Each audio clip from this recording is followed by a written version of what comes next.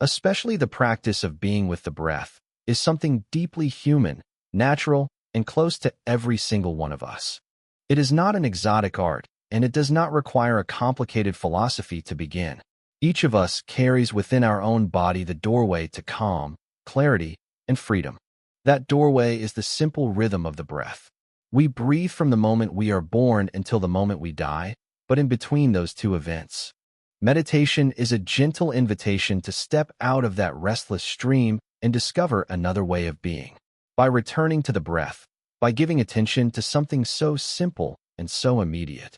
As we begin this journey, let us set aside the idea of meditation as something foreign or difficult. Let us approach it as we would approach a river. Simply sit by its edge, listen, and watch. The river does not need us to push it, and the breath does not need us to control it. It only asks us to notice. This is the invitation of the first step, to notice the living breath. The rhythm that shifts with emotions or states of mind.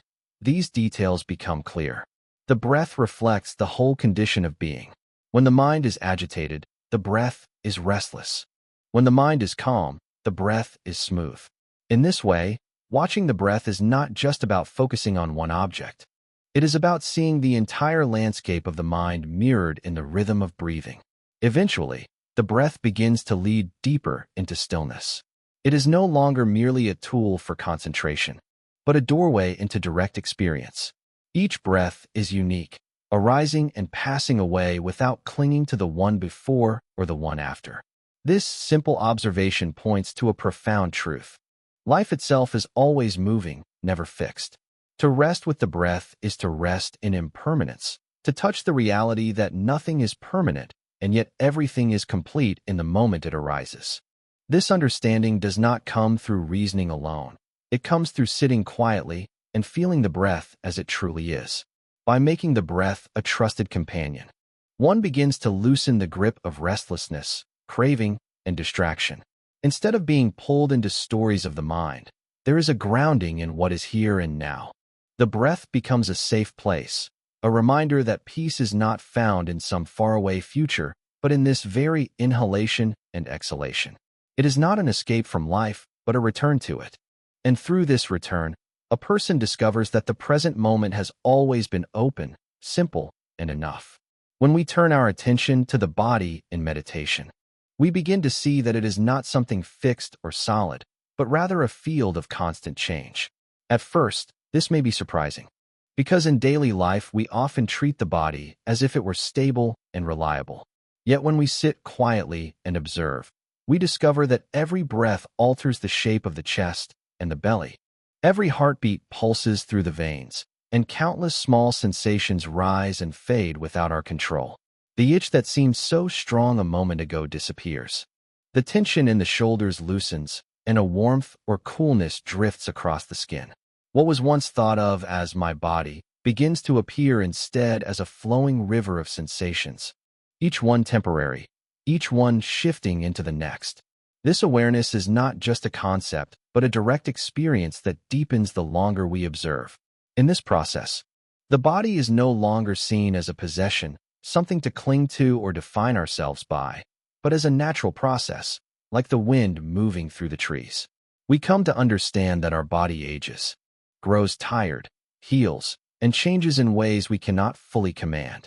With this insight, a gentle humility arises. The body is not an enemy, nor is it a permanent home, but a companion on the journey of life, one that we can care for wisely while also recognizing its fragile and impermanent nature.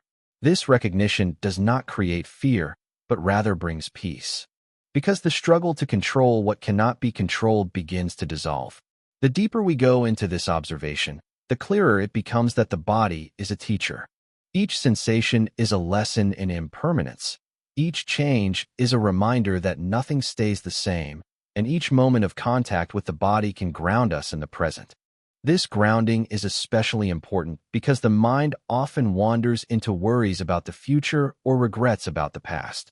But when we feel the rise and fall of the breath or notice the weight of the body resting on the ground, we are gently called back to the reality of now. This simple return to presence is not something shallow. It is the doorway to freedom. By learning to be with the body without clinging or resistance, we are training the mind to be steady, open, and awake to the truth of life. When we speak about bringing mindfulness into the body, it is important to understand that this is not a practice of creating tension or holding the body rigidly, but rather of coming into direct contact with the reality of being alive in this moment. So much of human life is spent disconnected from the body, lost in thoughts, memories, or projections into the future, while the body itself, which is always here, is neglected or even treated like an afterthought. To bring mindfulness into the body is to turn our attention to what is actually happening right now, through sensation, through posture, through the living presence that the body provides.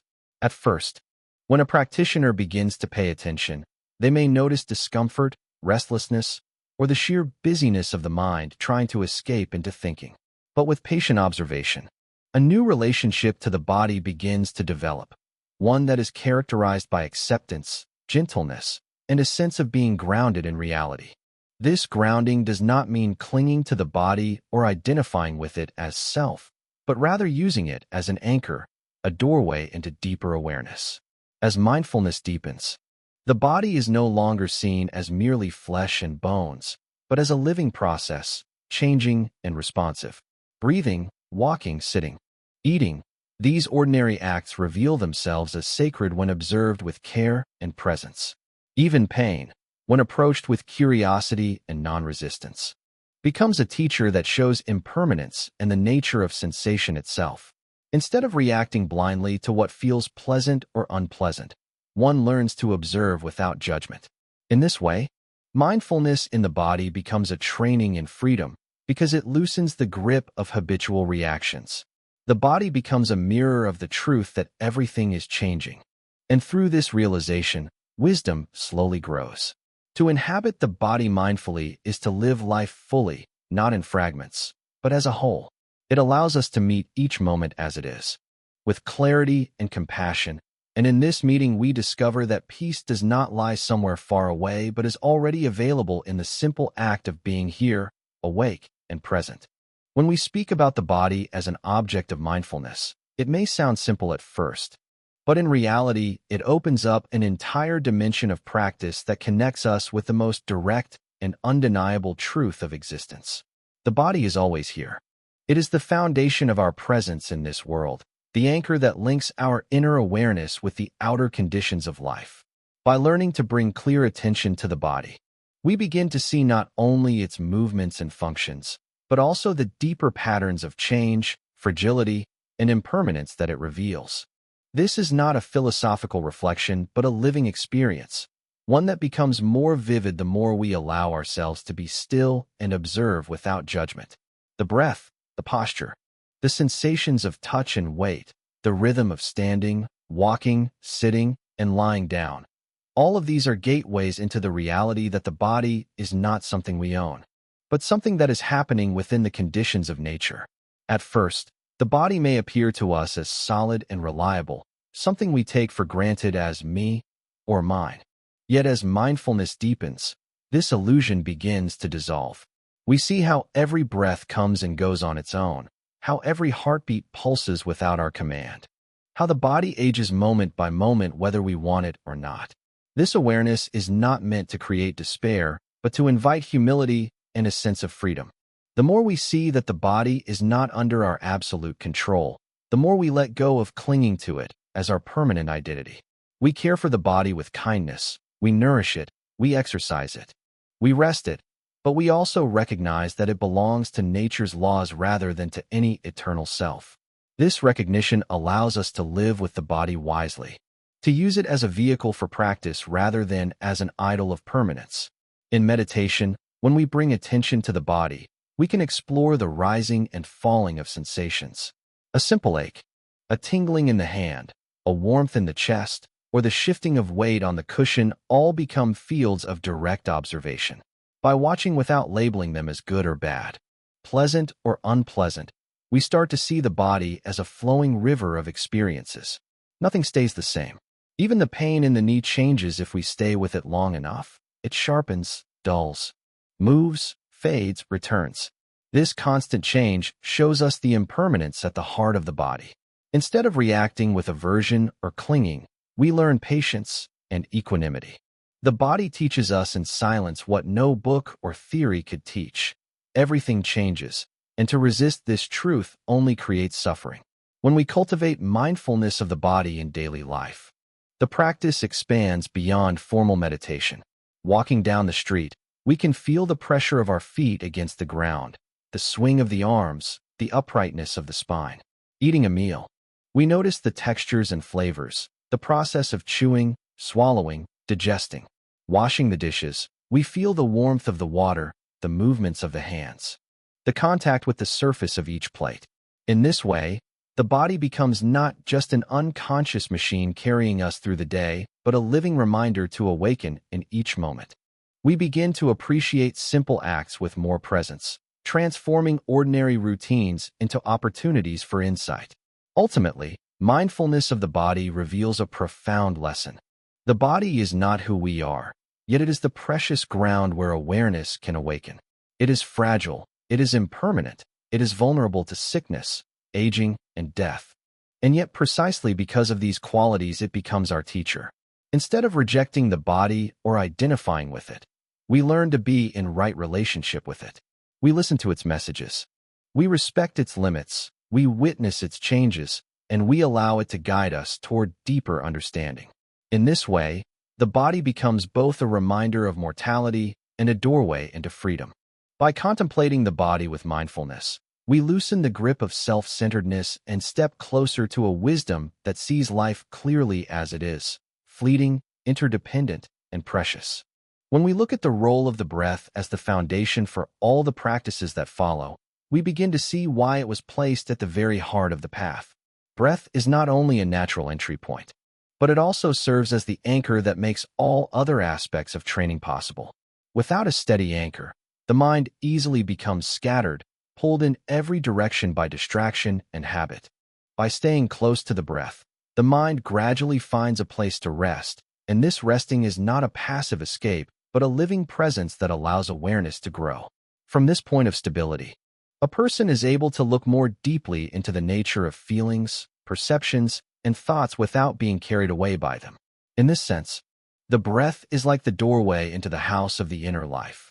Once you are inside, you can begin to explore every room, but you could not enter without first passing through that doorway. As the practice deepens, the breath shows its value not only in calming the surface of the mind, but in revealing subtle truths about the way life is unfolding moment by moment. Each inhalation comes into being, lasts for a short time, and then dissolves. Each exhalation follows the same pattern. If we watch closely, we see that the breath is never fixed, never held, never the same. This simple reality mirrors the deeper insight that everything we experience is flowing in the same way, arising, staying for a while, and then fading. When the breath is used as a mirror, the practitioner learns not just how to concentrate, but how to observe the nature of impermanence directly, in a way that no philosophy book or teaching can replace. It becomes a living truth, discovered again and again with every breath. The foundation of breath awareness also prevents us from falling into the extremes of either dullness or agitation.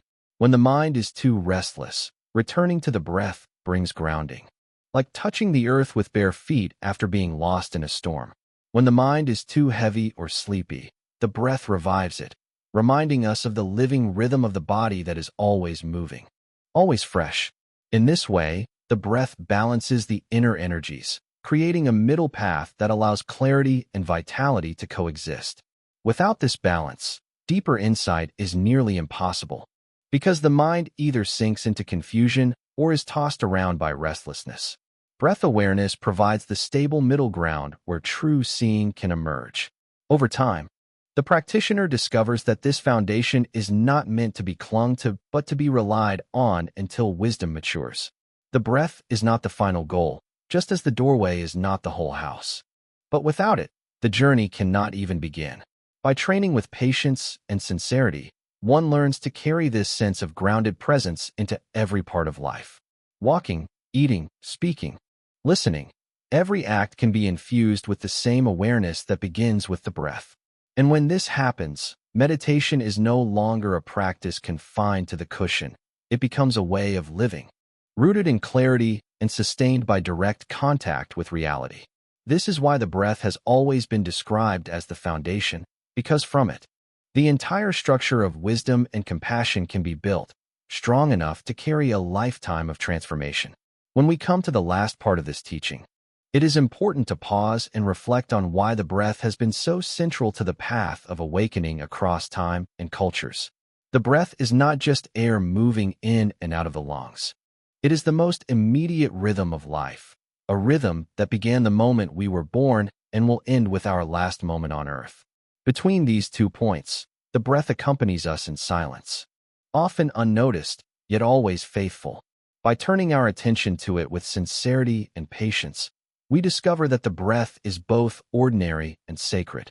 It is ordinary because it is always here, never demanding, never complicated. Yet it is sacred because through its simplicity, it opens the doorway to awareness, stability, compassion, and wisdom.